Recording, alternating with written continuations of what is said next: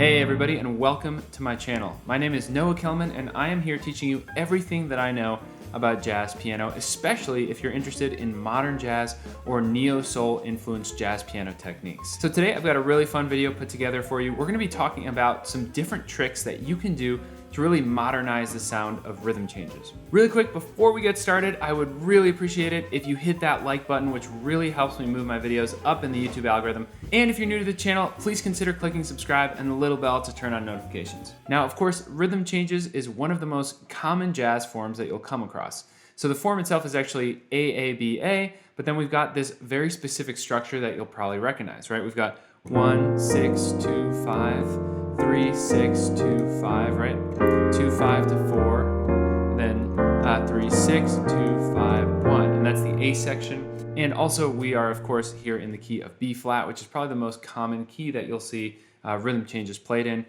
You'll probably think of songs like Oleo or Anthropology, I've Got Rhythm, things like that. For the B section, we go to a D7 and we just go up in fourths, right? G7, C7, F7, and that's it for the B section. So you're probably already aware of how rhythm changes works. Now, if we were gonna play this as classically as possible, we might really focus in on connecting some bebop lines together and really navigating the changes. So it might sound something like this.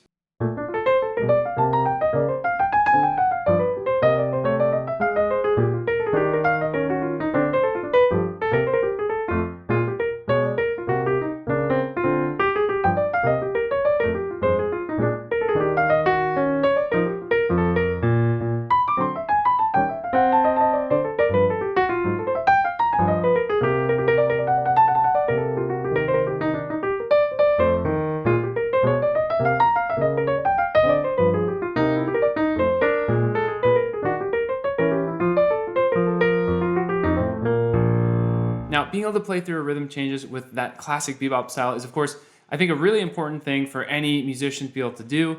And it's really important for improvisation to understand how to connect your lines. But today's video is about modernizing the rhythm changes.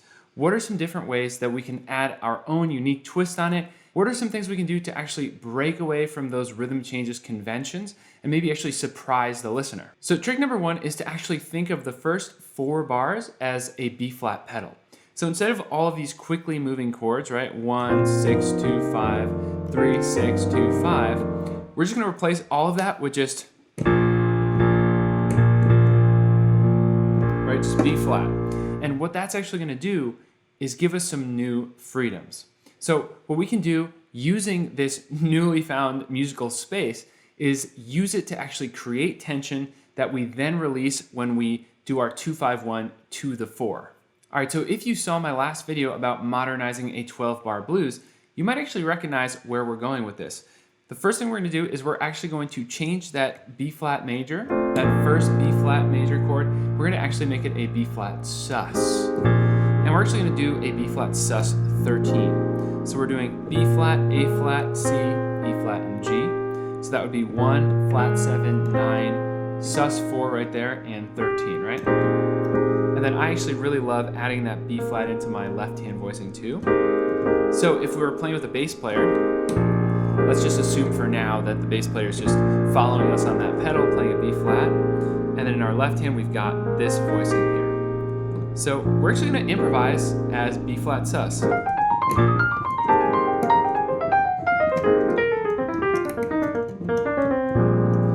So instead of B flat major, we're actually thinking more in terms of B flat mixolydian, or you could also think of it as F Dorian, which of course, both of those are essentially the same scale, just starting in a different place.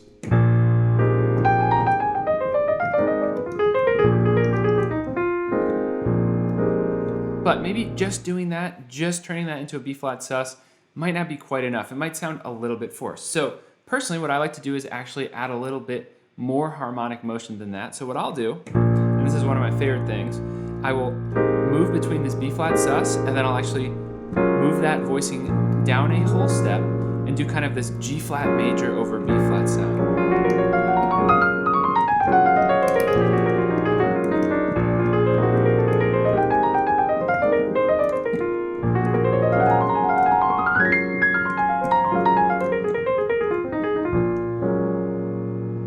And so what we can actually get is this.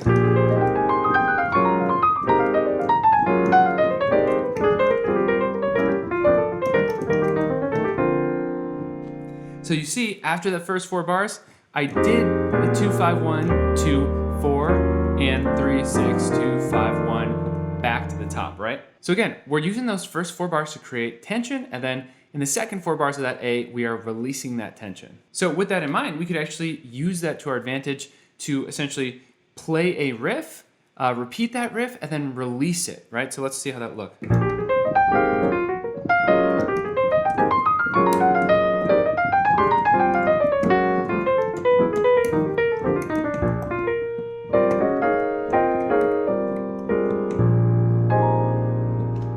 All right, so another trick we can do, keeping that B flat pedal in mind, is actually play this as if it were a B flat minor pentatonic scale instead of thinking of it as B flat mixolydian. So you could think of it almost as a B flat blues scale,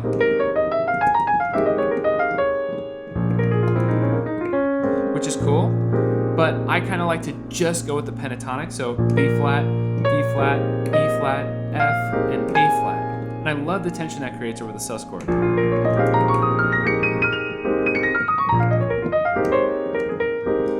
You could also maybe add that 3 in there sometimes.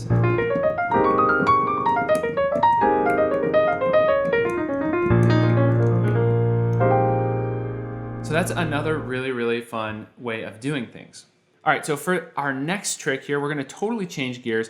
And instead of using more space, right, by just having a B flat pedal, we're actually gonna do a full substitution here. So instead of 1, 6, 2, 5, 3, 6, 2, 5, we're going to throw in something else that maybe you've heard before. This is a fairly common substitution, but I would still say that it has a lot of modern sound to it, especially considering it can really come out of nowhere if you're playing with a bass player who's not expecting it. So what we're gonna do is, instead we're gonna go F sharp minor to B7, E minor to A7, D minor to G7, C minor to F7 to B flat, right? So we're actually, again, instead of doing 1, 6, 2, 5, we're actually going up here F sharp, B, E minor, A, right? We're moving in this 2-5 cycle, and it still resolves.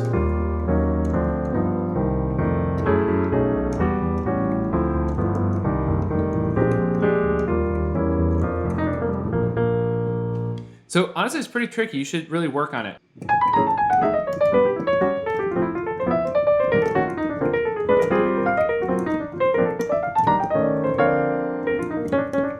Really quick, before we get to the bridge, just wanted to say, if you are interested in diving deeper into any of this stuff or just improving your piano chops, check out jazzpianoconcepts.com/store. I've got tons of very affordable exercises there that I think you will really, really enjoy.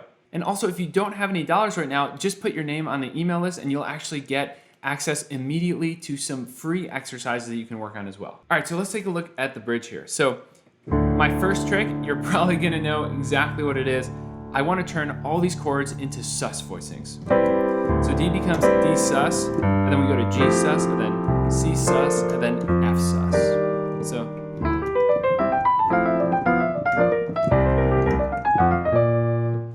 So that's going to sound something like this. I'm going to take it a little slower so I can hammer out those bass notes so you can hear how the harmony changes.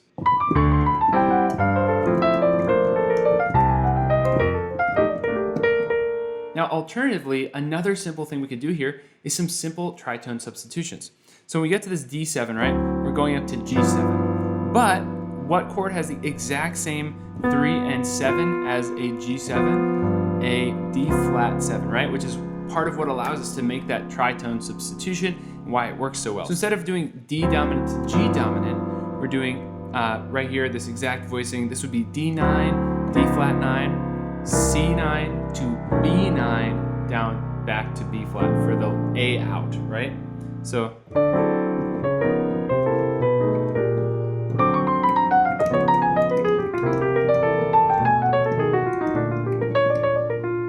all right, now another trick I want to show you today is actually using tritones, but rather than for chord substitutions, we're actually going to use them for improvisation. So, for example, when we get to the F7 at the end of the bridge, instead of playing F, we could actually play B. Right, so that's a pretty classic little sub there. But this can also be really cool on the A section. So let's say we're on that B flat pedal here. Let's say this time we're just doing B flat dominant. Well, we could do B flat, E, B flat, E, right? So we're going in between B flat and E here.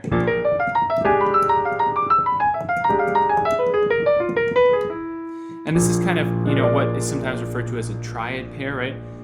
Two triads, right? Just moving back and forth. And we can improvise using different inversions of them, right? So, and these are the kinds of sounds that we get. All right, everybody. Well, I hope that those tricks help you take your rhythm changes to the next level.